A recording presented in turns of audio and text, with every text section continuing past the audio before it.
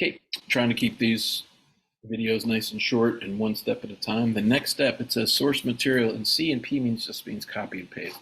So I'm going to go to this article, and I'm old, and I remember Robert Downey Jr. from the 80s, not the Iron Man now, and he had some tough years, and this is the heartbreaking way where he used to bond with his father, who recently passed away. It's very sad, but his father sort of introduced him to drugs at a very early age, and it says right here, it was a serious mistake, and it was marijuana and then other harder drugs before the kid was 10.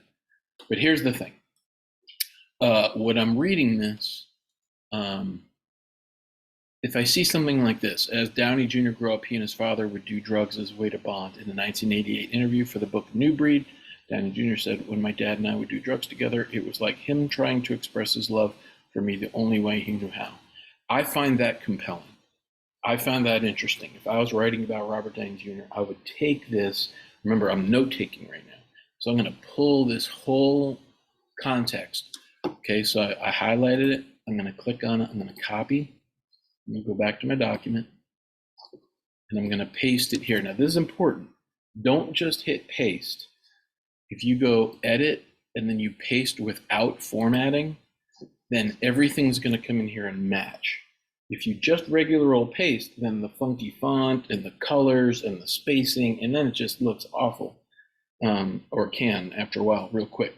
So I just copied and pasted a bunch of stuff over there. Now, am I going to quote this whole thing? Of course not. I can't. That'd be terrible. But I'm going to read this, and I'm going to pick wording that I think is powerful. Now, nothing really is all that exceptional. It is interesting that he said this in 1988 when he was young. I think he was like 20 when he said that, but he was already letting his father off the hook and not blaming him because he was going through some drug issues himself. But I think